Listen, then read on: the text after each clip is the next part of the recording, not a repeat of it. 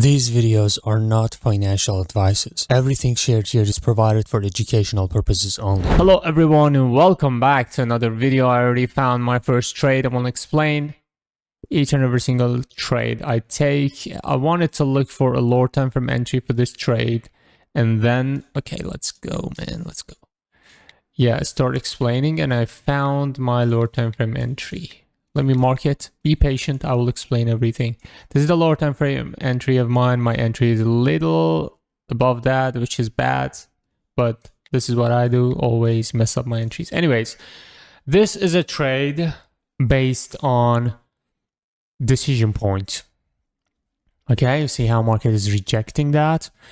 We probably, most likely we're going to have this one as a red one. I'm not sure, but you see this gap up. Gap up is always in the favor of sellers. I've already said that multiple times. Okay, that was a winning trade. I'm going to take a little screenshot and then I will try to explain.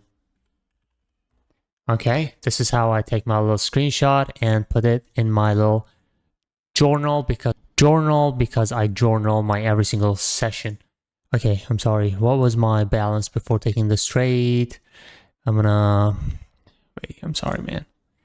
I want everything to be accurate, okay?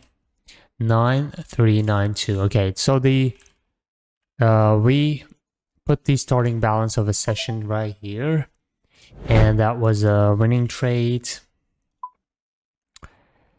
There we go. Trade. Let's go. So the reason why I took this trade is pretty simple. You already know. When you have somewhere in the chart, okay, that market previously rejected multiple times or showed breakouts, fake breakout.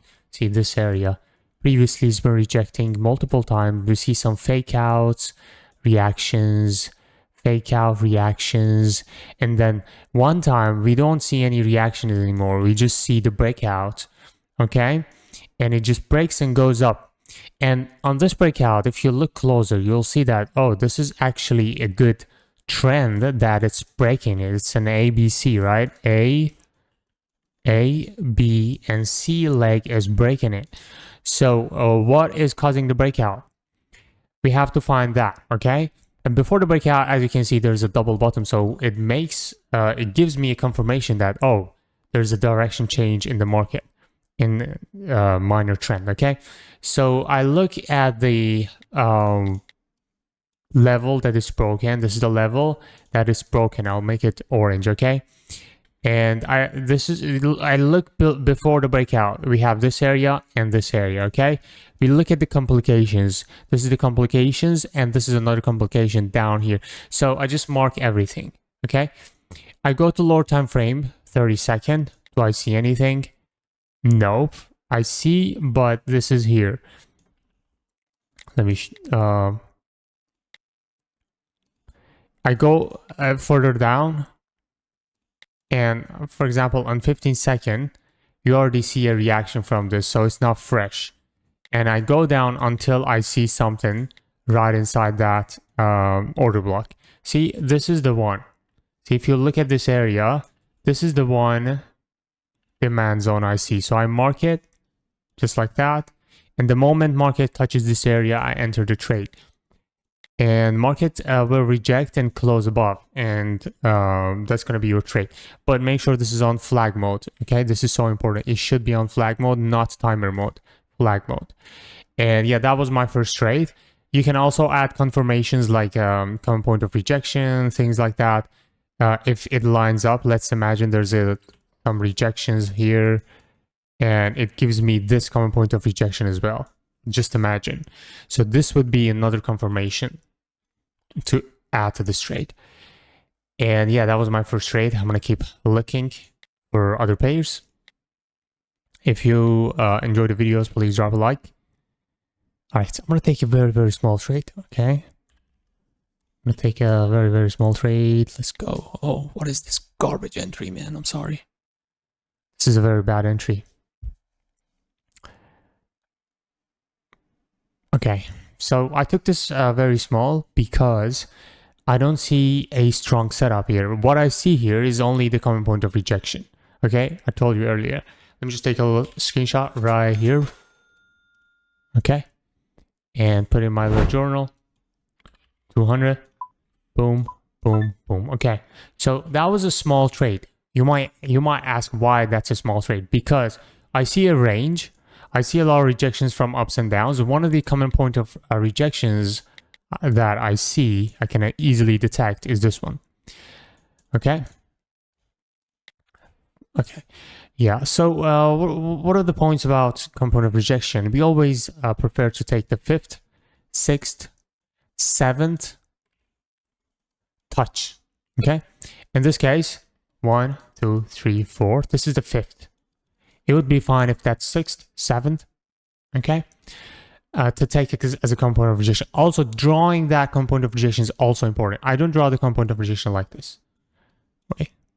I don't draw it like this. This would have only 2 touches. This would have only 1, 2, 3 touches, and this would be the 4th. I want the most of it, okay? So I connect all of them. Now I cover all 4 of them. And this would be the 5th. Do you see that? And yes, so this is only the component of rejection setup. That's why I take it small. If I had another big setup to add to this, I would make it a bigger amount. Simple as that. So I'll keep looking. And for component rejections, make sure you have a proper ranging market to take that. Trying to find a very good trade. These kind of markets are usually so bad. I don't trust these markets. Same for this one. I don't trust this order block because the previous candles are so big. Like, I don't trust. This is a big trend. Okay, this is a very strong minor trend. See a lot of green candles going on. We got the retracement, and expecting a red candle here is just insane. Okay, I would never do that, even if we have an order block down here, which is causing the breakout. So the way market approaches your setup is also important. If that's approaching your setup in a trendy way, for example, look at this. This is a 3rd touch breakout, right? 3rd touch breakout. This would be the trade that if you wanted to take this trade as a sell. But the question is, would I take this? Of course not. Because the way the market is approaching my setup is just wild. Look at this. Look how huge the candles are, and they are green, they are strong. So expecting a red one here is less probable. Maybe if you take 10 trades looking like this, maybe only 2 of them are going to be winning trades. This is one of them. Yeah, so the trading itself is the priority games. And if you go always with the high priority, you'll be on the safe side. Otherwise, not. And look at this. This is a garbage type of trend and market. And also, do not be scared of not taking a trade if there's not an opportunity. This is another garbage trade, a garbage chart. This is good for common point of rejection.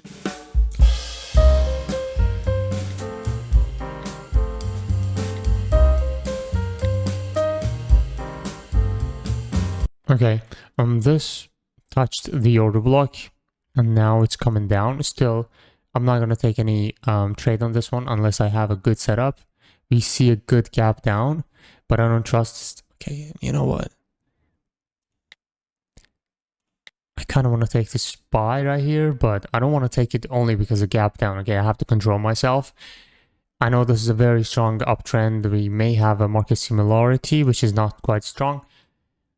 I don't want to take this buy, so I'm going to just keep looking for other opportunities. Okay, we do see a 3rd touch breakout right here. Boom. This one would be the trade that I would take. Let me see. This could be a common point of rejection as well.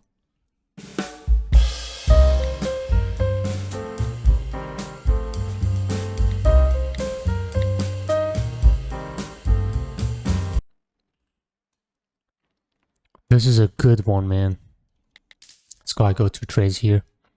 This is a strong component of rejection, I'm not gonna lie. And yeah, I'm expecting a rejection. I hope it gives us a rejection because this is very good. And in case if I lose this, it's gonna be 2 wins and 2 losses. One of our wins is pretty small, and it's gonna hurt. Let's see. Like I said, if you want to take common point of rejections, you gotta look for the charts with a lot of ranging stuff, you know, up and down, crazy wicks. And one more tip I'm gonna give you about the common points of rejection, okay? Let me take a little screenshot before even this trade closes, because I know if it's going to be a win, right? Yeah. Okay, that was a sweet winning trades. I'm gonna put this in the journal. By the way, this journal is, if you're a serious trader, man, you gotta use this journal. It's free to use. It's gonna help you, man. Look at this. We have 4 winning trades, and we are in this emotional meter or something. This tool shows 100 overconfident. Now a regular trader, after 4 winning trades like this, most likely the next trade is gonna be garbage, okay? And we know that, and we implemented that into the journal. So this is suggesting you to stop. And this would force you to stop if this was on, okay? I turned this on, I turned this off because sometimes I just have triple winning trades and I want to make the video longer, so I have to keep trading. Therefore, I want this off, so it lets me keep, put more trades. But for you, you have to make this on, the money management rules, and this would prevent you going to the wrong direction. For example, if you have 2 wins and 2 losses, you have to stop, because psychologically you would be in a side that, look at this, maybe take a screenshot of this, right? This will help you. These patterns are not random, guys. Yeah, it will help you. So yeah, the link for this is also in the description. Anyways, if you want to take common point of rejection trades, you have to make sure that this is a ranging market. A lot of ups and downs, and a lot of rejections from ups and downs already happen. Then you can trust this for common point of rejection. Also, if you have this moving average right here, usually the trends who are just on the moving average, okay? Not too far from it. Not here, not here. They work at the best for common point of rejection, okay? For example, here, it's not good for taking common point of rejection because there's a lot of distance between the moving average, okay? But for here, it's on the moving average. So if you have proper common point of rejection, you can take it. Anyways, I took 4 trades. This was the bad one. We took it small. This is how you control the risk, okay? Take the bad ones, very, very small. And I'm going to finish this session right here. If you enjoyed, drop a like. Thank you for watching, everyone, and peace out.